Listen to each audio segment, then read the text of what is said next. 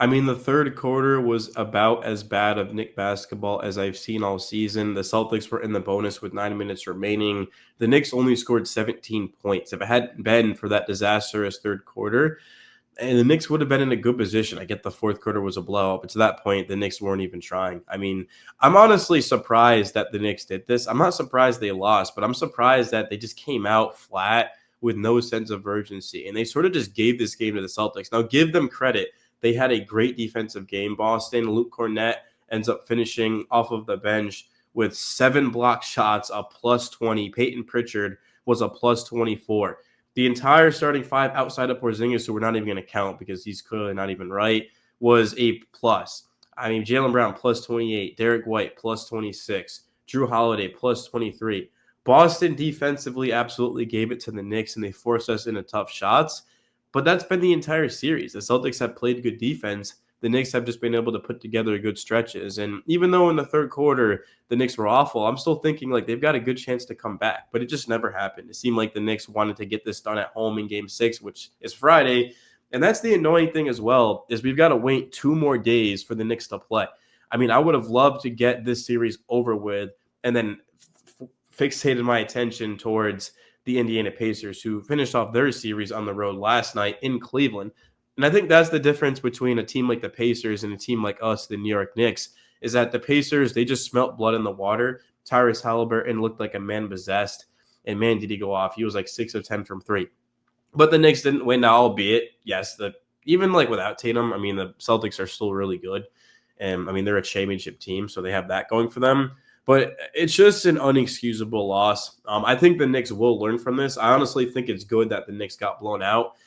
Yeah, like I would have preferred as a fan to lose by a point, but at the same time, I think the Knicks are definitely going to take this personally, and they're going to take care of business in Game 6. But just, I mean, I don't even know like where to begin. I mean, Mitchell Robinson had a great game. He had 8 points and 13 rebounds, 23 minutes, but he came out a little bit too early, in my opinion. Cat just didn't have much going, and the Knicks were dominating with Mitch. He was 6 of 6 from the free throw line. He was all over the glass.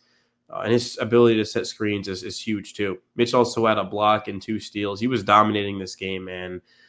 And then Tibbs just went away from him. And then same thing with Deuce McBride. I mean, he had 11 points, 3 of 6 from 3. And Deuce was forced to take a lot of bad shots at the end of the shot clock as well. I mean, he was 3 of 8, which like isn't terrible, but that was kind of a thing with Deuce. But yeah, the Knicks they did not really move the ball well tonight, and they didn't attack the basket, and they just didn't have any sort of urgency. Even the first half, like the Knicks just seemed like they were kind of in slow mode, and they ended up tying it. And then eventually the Celtics were able to gain the momentum. But yeah, I don't think we should take necessarily too much away from this game because again, the Knicks are still up 3-2. They're going to have to drop 2 more to lose this series. And the Celtics, I mean, they're even without Tatum, guys, like I said, they're still going to have these types of games where they shoot the ball well and they're able to get it done. I mean, Boston was 44.9% from 3, 22 of 49. I don't think they're going to shoot like that the next game. So, yeah, that's definitely something. But in terms of the Celtics, I mean, really what it was tonight was the bench of Luke Cornett, who started the second half. Porzingis was awful. He was a minus 12, and then you insert Luke Cornett, and he's a plus 20. I mean, that's a 32-point swing. Like, that's pretty crazy. Peyton Pritchard was phenomenal. Didn't shoot the ball well, but he broke down the defense and gave his teammates open looks. Yeah, Pritchard was awesome tonight. Jaylen Brown was great. Yeah, the Celtics just played well. I mean, they were elite defensively. They held the Knicks to 35.8% from the field. And then, of course, the 3 ball for the Knicks was great, but that's just because Deuce was 3 of 6 and Josh Hart was 5 of 9. If you do the math, let's see. Brunson 1 of 4, Cat 1 of 3, OG 1 of 5, McHale 1 of 3. So that's what? 7, 10, 15, 4 of 15. The Knicks were 4 of 15 outside of Hart and Deuce. Easy to see why they lost. The Knicks did have 10 turnovers. They had 40 rebounds, 12 offensive, which is great. I mean, they nearly out-rebounded the Celtics. They had the same amount of offensive rebounds, but that's because, of course, I mean, really just kind of everyone was getting after the boards. Like Peyton Pritchard had 3 offensive rebounds, man. But yeah, I mean, it's just hard to really break down this game. I already deleted the film. I don't want to go through this film, to be honest. Say what you want, but yeah, I don't know. Like, what is there really to go over? It's just a bad game. This is one of those games where you just have to end up as a fan. Like, obviously, like I'm tossing it, but the Knicks do have to go look at it and understand how they could be better. Like, it's the NBA playoffs after all.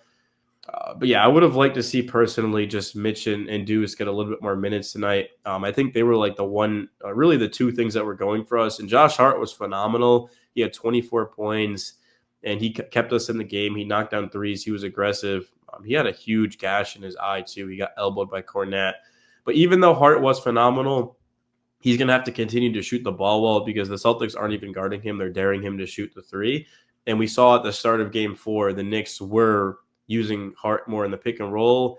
And they were even running him off of screens and just trying to manipulate the defense, trying to get them to switch and attack matchups too. So, Hart's going to be a crucial piece to the starting lineup because he's the one guy that can't really shoot. But tonight he knocked them down. He was confident and he was great. Yeah, shout out to Hart, man. I mean, without him, where would the Knicks have been in the first half? But Jalen Brunson, lackluster game, especially considering how great he was in game 4. He's got to bounce back, man. This was inexcusable. Karl-Anthony Towns, 19 and 8. Cat didn't really do anything until the game was already out of reach, and then he started to get aggressive. And then OG just couldn't find a shot. Mikhail, every single shot he took looked like it was going off of the rim. I mean, he just was not in any sort of rhythm. He was a minus 25, which was a game low. Normally, Mikhail, he gets in a spot where he's feeling good. I mean, we saw, of course, the last game what Mikhail was able to do in that fourth quarter. And as the series has progressed, he's looked better and better, but his shots just were not going. And a lot of that should be attributed to the Celtics defense. I mean, they just wanted this game more. They came out with a team that was desperate with a sense of urgency. But for the Knicks, it's not really an excuse to say, hey, look, they're done 3-1 at home. You have to go and you have to take care of business. I mean, each game you let the Celtics win, they get closer and closer to the upset. And they were favored tonight, so obviously Vegas knew something we didn't, but they got it done. And now Friday night is going to be game 6. Obviously, that's a must-win because if the Knicks don't win that, then they're in literally a must-win situation at that point on the road against the Celtics. And even though no Tatum, the Celtics are a championship-level team, and you don't want to be playing in Boston in a game 7. You just really don't. I mean, that would be the biggest collapse in Knicks history if they blew that. I don't think the Knicks will lose game 6. I think we'll pretty comfortably win game 6. I think we'll probably win by double digits, maybe even 20.